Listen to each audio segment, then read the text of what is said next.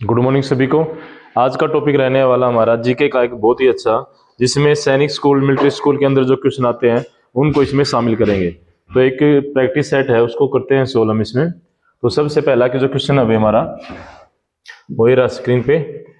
Highest mountain peak in India. देखो दोनों चीजों को समझो एक बार इसे। अब इसमें बोला इंडिया और एक होता वर्ल्ड, यानी भारत की सबसे ऊंची चोटी और विश्व की सबसे ऊंची चोटी। यहाँ दोनों प्रश्न ही मतलब प्रॉब्लम क्रिएट करते हैं, दोनों समझाएंगे एक बार। अगर प्रश्न आता है हाईएस्ट माउंटेन पीक, सबसे ऊंची चोटी किसकी? इंडिया की। तो इंडिया में कौन सी? अभी कंचनजंगा कौन सी है, ठीक है। लेकिन अगर बात करें विश्व की तो कौन सी है? Mount Everest. क्लियर है? विश्व की सबसे ऊंची चोटी कौन सी रहने वाली है? माउंट एवरेस्ट रहने वाली है। और भारत की सबसे ऊंची चोटी है वो कौन सी? अभी कंचनजंगा है। दोनों पॉइंट क्लियर हो गए सबके? एक बार ध्यान से दोबारा देख लो इस चीज को। अगर बात इसमें क्वेश्चन तो ये है अभी, highest mountain peak in India, यानी भारत की सबसे ऊंची चोटी कौन सी है? वो तो है कंचनजंगा। क्या है? कंचनजंगा। क्लियर है? लेकिन विश्व की सबसे ऊंची अगर बात करें वर्ल्ड की, तो वर्ल्ड की क्या भी? Mount Everest. क्लियर है? ओके, नेक्स्ट क्वेश्चन देख लेते हैं हमारा।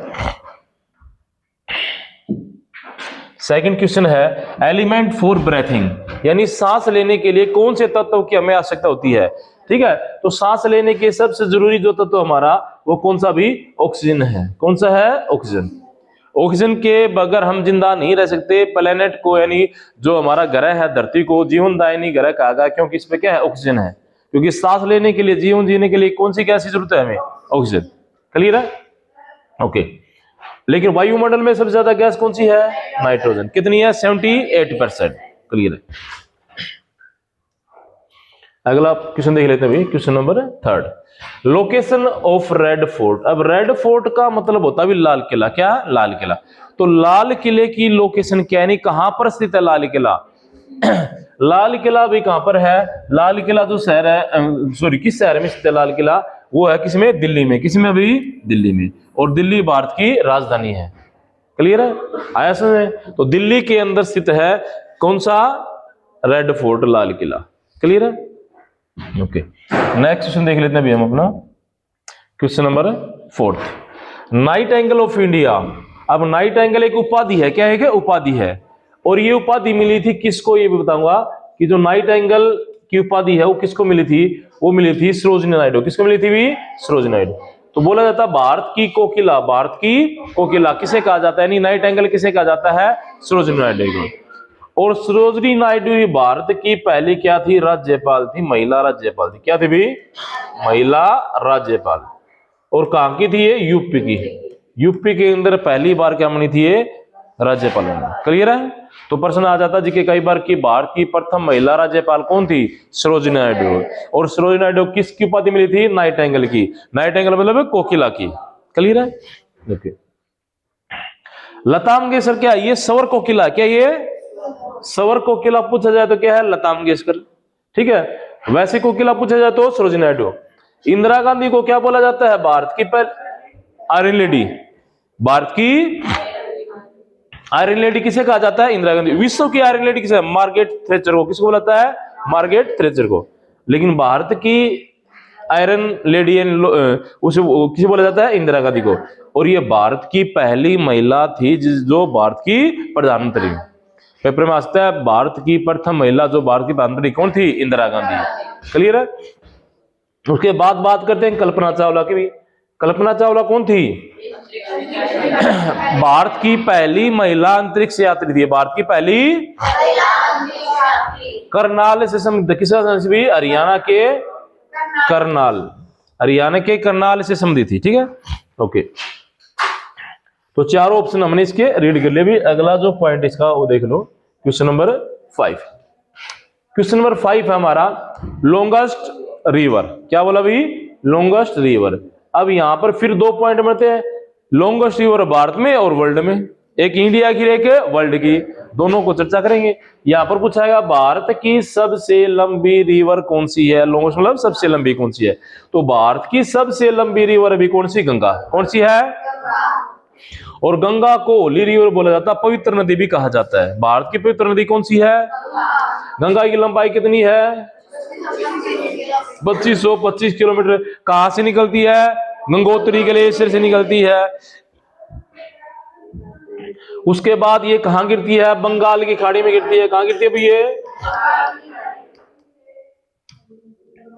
बंगाल की खाड़ी में गिरती है। किस नाम से गिरती है? मेघना और पद्मा के नाम से। किस नाम से गिरती है? मेघना और पद्मा, इनके नामों से गिरती है। और जैसे खाड़ी में गिरती है, यहां पर एक टीला बनता है। टीला मतलब क्या है? मिट्टी का गठी रहती है, जिसे बोलते हैं सुंदरवन का डेल्टा। क्या बोलते हैं? डेल्टा बनता है। क्या बनता है? डेल्टा। विश्व का सबसे बड़ा डेल्टा, क्या नाम उसका? सुंदरवन का डेल्टा। Clear point? ठीक है। यमुना क्या है? यमुना गंगा की सबसे बड़ी सहायक नदी है। अगर अल्ट्रीब्यूटरी बोलते हैं इसको, गंगा की सबसे बड़ी सहायक नदी कौन सी है? यमुना। यमुना की सबसे बड़ी सहायक नदी चंबल, याद रखना, ठीक है ना। गंगा की सबसे बड़ी सहायक नदी यमुना, यमुना की सबसे बड़ी चंबल। और चंबल नदी पे कौन सा बांध बना हुआ है? गांधी सागर बांध। कौन सा बांध बना हुआ है? गांधी सागर। ठीक है भाई। अच्छा, गोदावरी नदी के बारे में क्या जानते हो? ये दक्षिणी गंगा, इसे दक्षिणी गंगा कहा जाता है। दक्षिणी गंगा किसे कहा जाता है? गोदावरी को। नर्मदा नदी एक ऐसी नदी है जो बंगाली खाड़ी में नहीं गिरती, अरब सागरी खाड़ी में गिरती है, ठीक है ना। और ये डेल्टा नहीं बनाती। क्या बनाती है? एचुरी बनाती है, यानी खाई बनाती है, वी शेप की, इस प्रकार मिट्टी को काटती है, ठीक है। ओके भी, अगला क्वेश्चन देख लेते हैं जल्दी से। Question number 6, discovery of gravity, यानी कि गुरुत्वाकर्षण की खोज किसने की थी? और गुरुत्वाकर्षण मतलब कोई चीज ऊपर से नीचे गिरी है, वो क्या है? ग्रेविटी के कारण गिरी है। और इस ग्रेविटी की खोज किसने की थी? सर आइजैक न्यूटन ने। किसने की थी भी? आइजैक न्यूटन ने की थी, ठीक है। अब ये किसी पेड़ के नीचे बैठा हुआ, तो ऊपर से फल गिर गया, सोचा भाई ये तेरे ऊपर क्यों गिरा, ऊपर क्यों नहीं गया? उस पे सर्च की और बहुत सारी इस पे स्टडी की, बताया भी ये चीज नीचे गिरी है, किस कारण गिरी है? ग्रेविटी कारण। धरती खींच रही है अपनी तरफ, ठीक है ना। उसके बाद बात करते हैं गैलीलियो की। गैलीलियो ने किसी खोज की थी? मैंने कल बताया था, टेलीस्कोप की, बाइनोकुलर्स की, दूरबीन की खोज की थी। किसने की थी? दूरबीन की, ठीक है। आइंस्टाइन ने किसी की खोज की थी?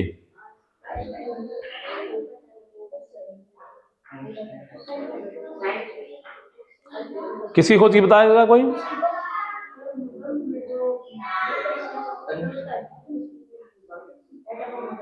ये बहुत बड़ा क्या था कि वैज्ञानिक था, इसने साइंस के बहुत ज्यादा थ्योरी, बहुत ज्यादा सिद्धांतों की खोज की थी, ठीक है। उसके बाद ये केपलर कौन था भाई? कल बताया, जिसे ग्रह की, वो कोपरनिक्स था, ये केपलर था, ये नहीं है, ये अलग अलग है। कोपरनिक्स ने किसी खोज की थी? ग्रहों की गति का, ये अलग है, ठीक है ना। ये केपलर क्या था? ये भी एक जो बोलते हैं खगोलविद था। खगोलविद आसमान की जो ऊपर स्टडी करने वाला। और केपलर नाम का एक किसी ने क्या खोजा, मतलब ग्रह भी खोजा था पृथ्वी के जैसा, ठीक है ना। चलो भाई, अगला देखते हैं, क्वेश्चन नंबर 7। हाँ भाई, question number 7, festival good over evil, यानी वो त्योहार जो बुराई पर अच्छाई की जीत कहलाता है। यानी अच्छाई की बुराई पर जीत का प्रतीक का त्योहार कौन सा है?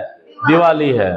और दिवाली भगवान श्री राम के वापस अयोध्या लौटने की खुशी में मनाया जाता है। और उसने रावण को मारकर सीता माता को वापस लेके आया था, यानी उसने रावण को वहां पर बुराई का प्रतीक माना गया था, बुराई को हरा के उसने अच्छाई की स्थापना की थी, इसलिए दिवाली बनाई जाती है। क्लियर है? होली कलर, रंगों का त्योहार है। होली क्या है? दिवाली लाइट का त्योहार है, ठीक है ना। ईद मुस्लिम धर्म के अंदर मनाया जाता है, ये क्रिसमस ईसाई धर्म में मनाया जाता है, ठीक है। हाँ, उसके बाद नेशनल बर्ड ऑफ इंडिया, बहुत अच्छा प्रश्न है भाई, और सबको पता है। तो भारत का राष्ट्रीय पक्षी कौन सा है? मोर, यानी कि पीकॉक, ठीक है। भारत का राष्ट्रीय पक्षी कौन सा है? पीकॉक, ठीक है। ये जो गोरिया है, ये दिल्ली का राज्य के पक्षी है, दिल्ली का, ठीक है ना। हाँ भाई, अगला क्वेश्चन देख लेते हैं जल्दी से, क्वेश्चन नंबर 9। ये रहा भाई, इंडियाज फर्स्ट सैटेलाइट, बहुत अच्छा प्रश्न है, कई बार पेपर में आता है। भारत का पहला उपग्रह कौन सा है? कौन सा उपग्रह? कृत्रिम उपग्रह। कौन सा? कृत्रिम उपग्रह किसे कहा जाता है? जिसे मानव बनाता है। तो भारत का कृत्रिम यानी फर्स्ट सैटेलाइट कौन सा था भाई? आर्यभट्ट। और आर्यभट्ट को छोड़ा गया था 1975 में। 1900 किसके द्वारा, किसकी सहायता से? रूस की सहायता से छोड़ा गया था। बात करते हैं विश्व का पहला कौन सा था भाई? स्पुतनिक 1। कौन सा था? स्पुतनिक 1 विश्व का पहला कब छोड़ा गया था? 1957 में से छोड़ा गया था। किसने छोड़ा था? रूस ने। तो विश्व का पहला सैटेलाइट छोड़ा किसने? रूस ने। और भारत का पहला छोड़ा गया 1975 में। देखो 57 का उल्टा क्या है? 75, याद रखना इसको, ठीक है। और रूस की मदद से ही छोड़ा गया था। जो पेलोड था वो किसका था? रूस का था। पेलोड क्या होते हैं? जो सैटेलाइट लेके जाते हैं, PSLV बोलते हैं, पोलर सैटेलाइट लॉन्च व्हीकल। वो क्या करते हैं? सैटेलाइट को ऊपर बैठा के लेके जाते हैं अपने साथ, ठीक है। क्या बोला जाता है? PSLV, polar satellite launch vehicle, या SLV, सैटेलाइट लॉन्च व्हीकल, जिसके अंदर तुम बस में बैठ के अपने घर पे जाते हो या वैन में बैठ के अपने घर जाते हो। इसी प्रकार से सैटेलाइट उपग्रह को बैठाकर आकाश में ले जाने का काम कौन करता है? SLV। SLV मतलब सैटेलाइट लॉन्च व्हीकल। बड़ी को उसको बोलते हैं पोलर, को बड़ी सैटेलाइट से बोलते हैं PSLV, polar satellite launch vehicle. Clear है भाई? ओके, अगला क्वेश्चन देख लेते हैं भाई।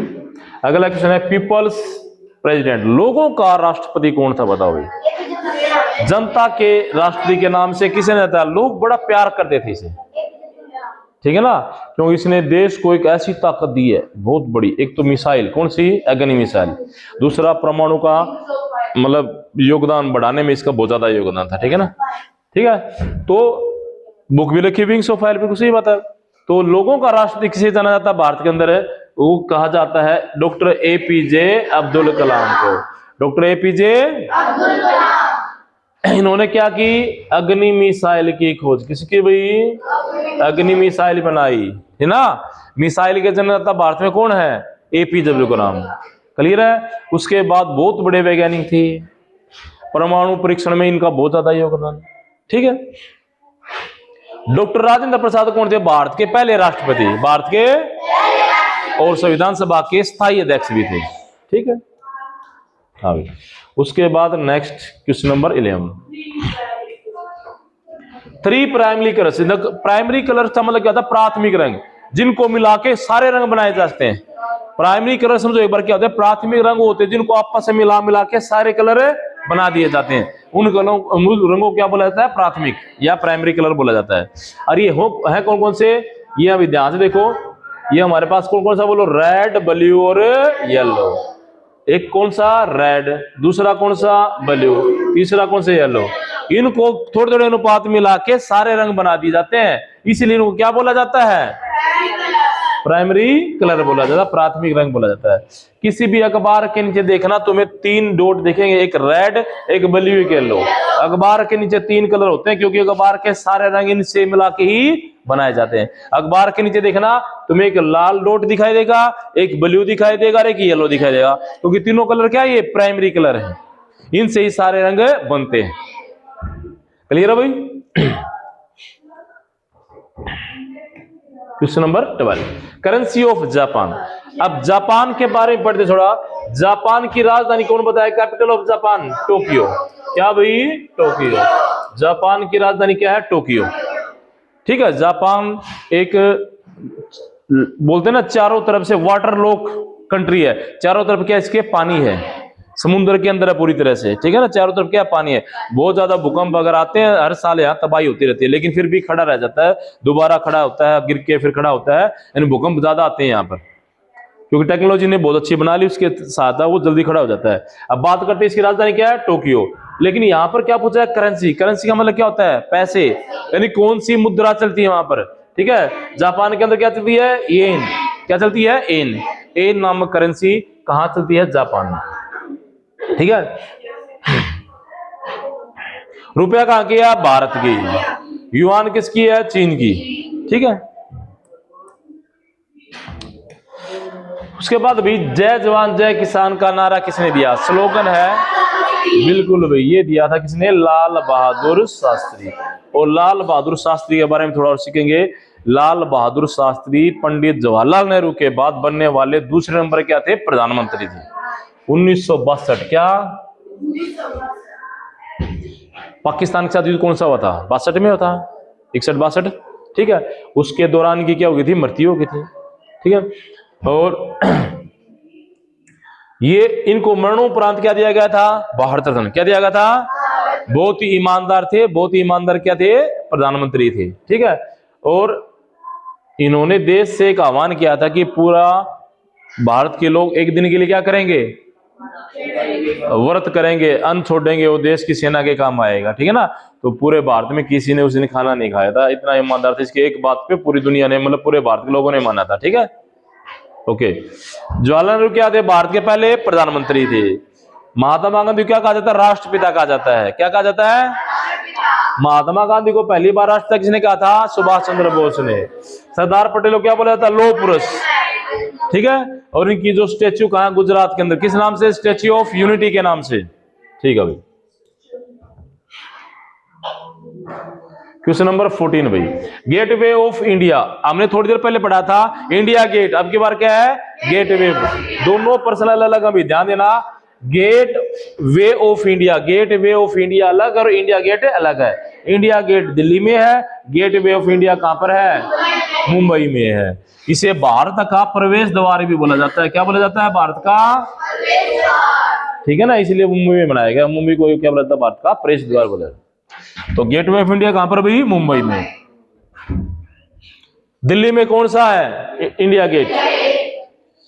कोलकाता क्या थी? भारत की पुरानी राजधानी। भारत की पुरानी राजधानी क्या थी? कोलकाता। कब ट्रांसफर हुई थी? 1911। कोलकाता अधिवेशन हुआ था दिसंबर के अंदर, घोषणा कर गई थी, और 12 में कहां शिफ्ट हो गई थी? दिल्ली, ठीक है। देखना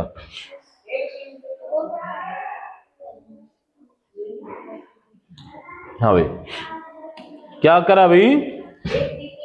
इलाहाबाद, प्रयागराज को भारत की राजधानी बनाया गया था एक दिन के लिए, ठीक है। हाँ भाई, फाउंडर ऑफ फेसबुक, बहुत अच्छा प्रश्न है भी। फेसबुक के जनक किसे कहा जाता है? फेसबुक का संस्थापक किसे कहा जाता है भाई?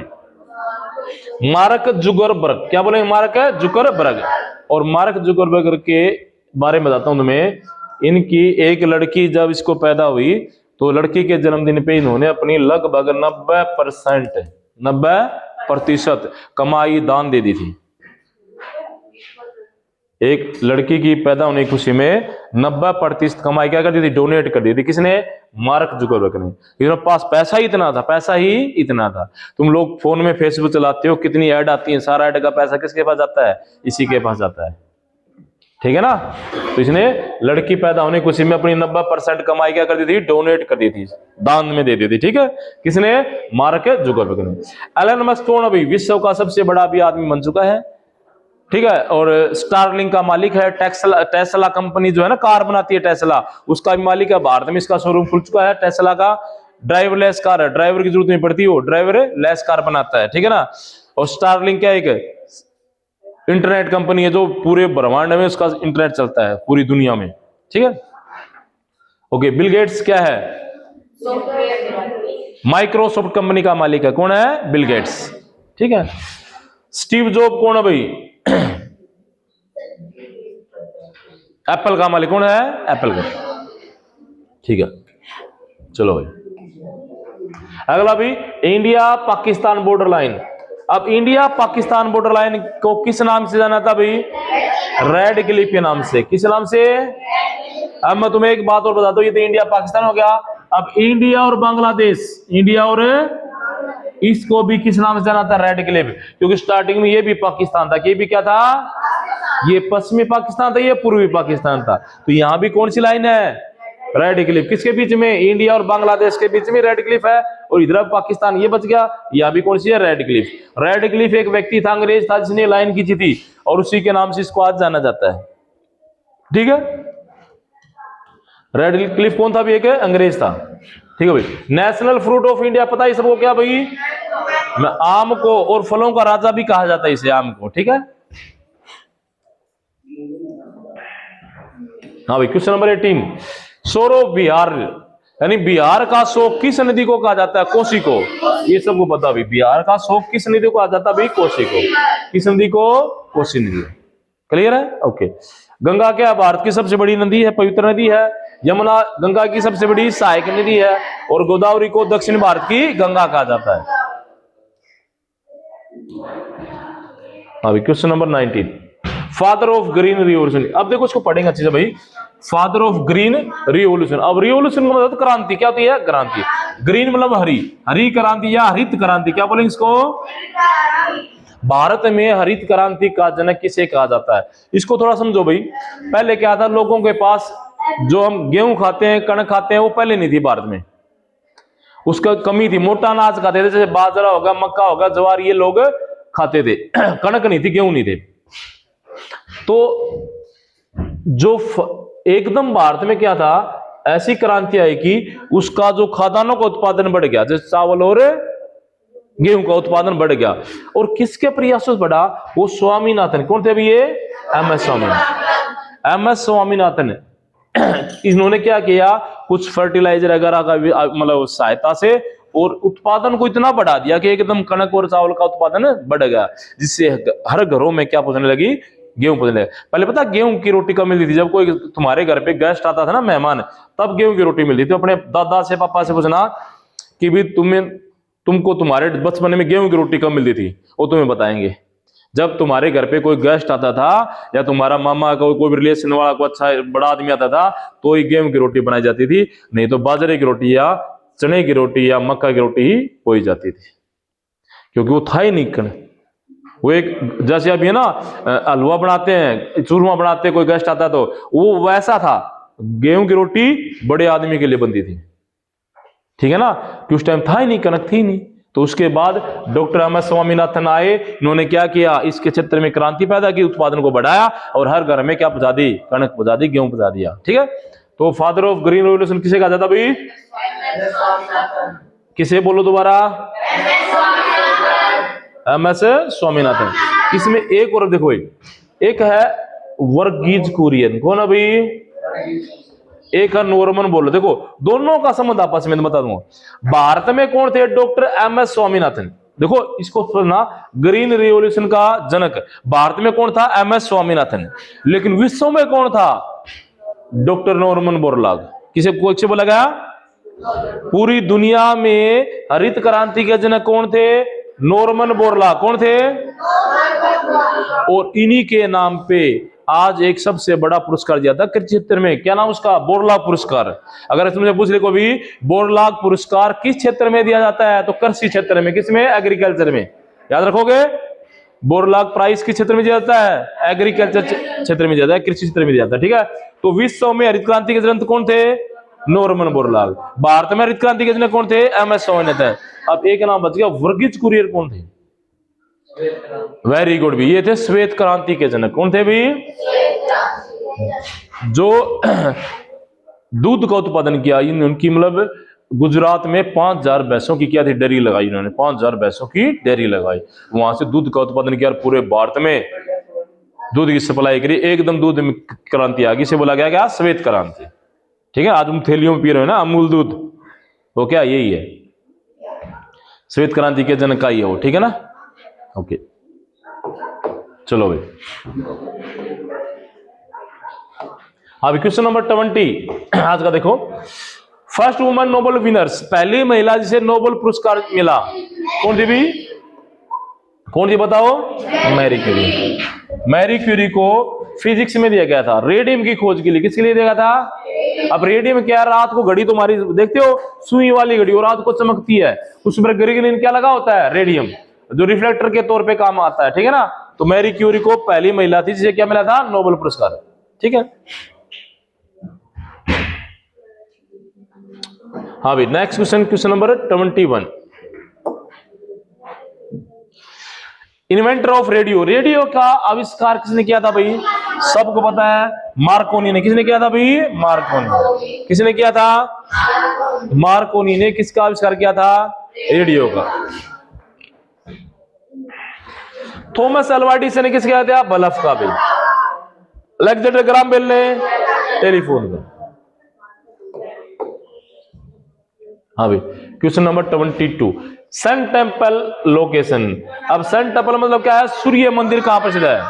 और कोणार्क के अंदर है, कोणार्क जगह है, कहां पर? कोणार्क, उड़ीसा के अंदर, ठीक है। वहां पर क्या है? सूर्य मंदिर है। क्या है? सूर्य मंदिर है, ठीक है।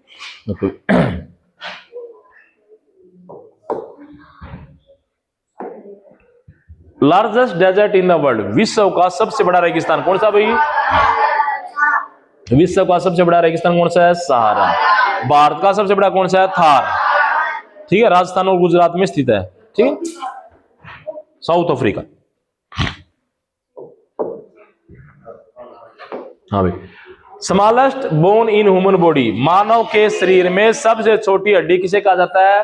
स्टेपिस। स्टेपिस कहां होती है भी? कान में, ईयर में। सबसे बड़ी हड्डी कौन सी है? फीमर, कहां होती है? थाई में, ठीक है। टीबिया कहां पाई जाती है? पैर के हिस्से में, नीचे वाले में, ठीक है ना।